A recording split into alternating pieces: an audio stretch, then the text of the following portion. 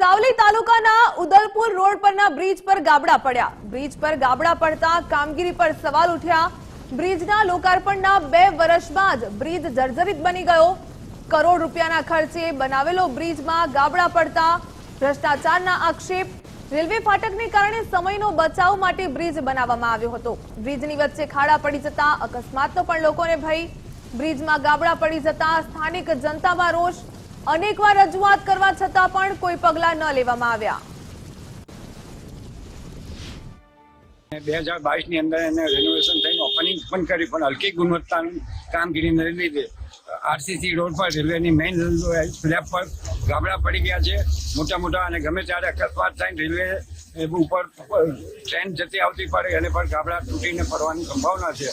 અને આ બાબતે વારંવાર અગાઉ રજૂઆત પણ કરેલી છે ડિપાર્ટમેન્ટને, પણ આજ દિન સુધી અને જવાબદાર વ્યક્તિઓને પદાધિકારીઓને પણ કોઈ જ એની એક્શન લેવાઈ નથી। ઉદલપુરથી સાવલીને જોડતો 30 કિલોમીટરનો રોડ, તેના પર લોકોની અવર જવર માટે સરકાર દ્વારા સુવિધા કરવામાં આવી છે। એવો હું કેમેરામેનને કહીશ કે જે સુવિધા કરવામાં આવી છે બ્રિજ બતાવવાનો પ્રયત્ન કરે।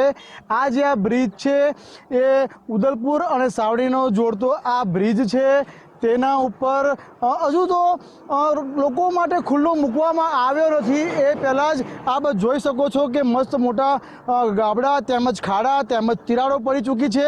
એટલે કંઈ ને કંઈ કહી શકાય કે આમાં ભ્રષ્ટાચાર બિલકુલ થયો હોય, કોન્ટ્રાક્ટરે ભ્રષ્ટાચાર કર્યો છે એ વાતને નિકાળી શકાય તેમ નથી। ખરેખર આપ જોઈ રહ્યા છો કે આ બ્રિજ હજુ તો પબ્લિક માટે ખુલ્લો મૂકવામાં આવ્યો નથી।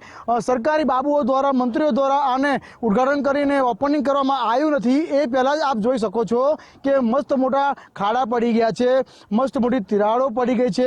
એટલે કહી શકાય કે કંઈ ને કંઈક આ દુર્ઘટનાને આમંત્રણ આપતો આ સિહોરા બ્રિજ જે છે એ તમને જોઈ રહ્યા છો। આ બ્રિજ જે છે એ હાલ 24 કરોડના માતબર રકમમાં આ તૈયાર થયો છે।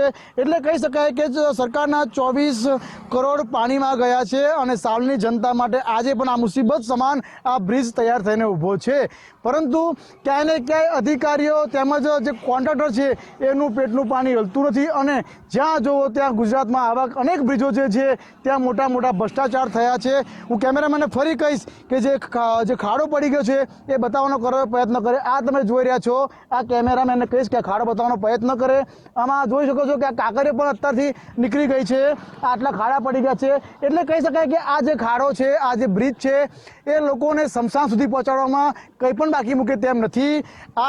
આ જે ખાડો છે, આ જે બ્રિજ છે એ આજ નહીં કાલે ક્યાંક ક્ષતિગ્રસ્ત થાય અને મોટી કોઈ ઘટના બને તેની રાહ જોઈ રહ્યું છે તેવું લાગી રહ્યું છે।